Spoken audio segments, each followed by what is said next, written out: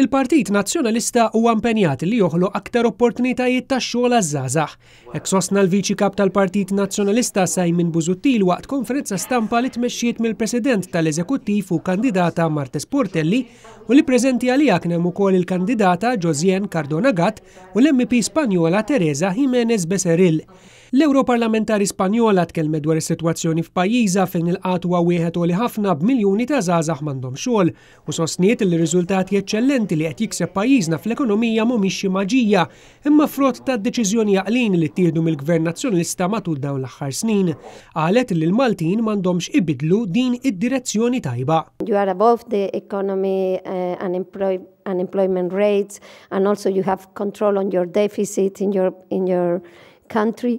I must say, I don't think this is because of a magic bound. No, I don't think it's something, a magic formula.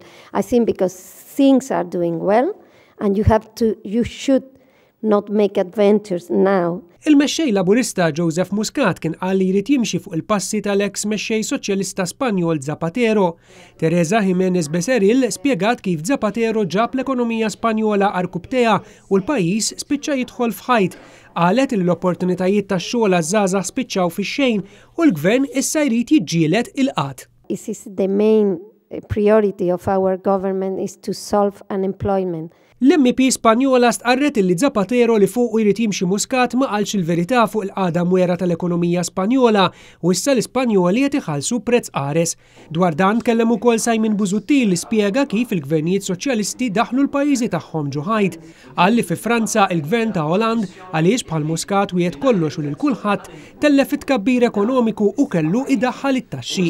Dwar il-proposti tal-Partit Nazzjonalista żgħażagħ Simon Busuttil sostna li dawn jistgħu jsiru għaliex l-ekonomija ta' Malta b'saħħitha. Ikun min ikun il-gvern wara id-9 ta' Marzu jekk ma joħloqx 25,000 post tax-xogħol, allura jiżdied il-qatt f'pajjiżna. Fil-waqt li elenka l-bosta proposti li l-Partit Nazzjonalista għandu biex jgħin liż-żgħażagħ fix-xogħol u fl-edukazzjoni, Simon Busuttil qal li fil-5 snin li ġejjin il-Partit Nazzjonalista ser joħloq 25,000 post tax-xogħol ġdid.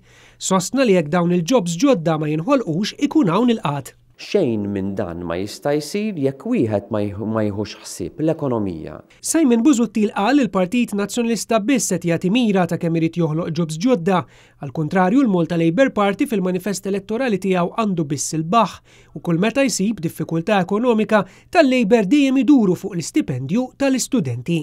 Ammissjoni mill-aktar ċara ta' Joseph Muscat u tal-Partit Laburista illi meta l-Partit Laburista irid inaqqas l-ispiża pubblika l-ewwel ma jaħlu miegħu huma iż-żgħażagħ u l-istudenti. Simon Busuttil qal li dawn il-jobs ġodda żgħażagħ ser jinħolqu mill-investimenti kbar li se jkompli jagħmel Gvern Nazzjonalista fit-turiżmu, fl-online gaming, fix-xjenza, fil-manifattura, fil-farmaceutika, is-saħħa, l-edukazzjoni, is-settur marittimu u dak finanzjarju.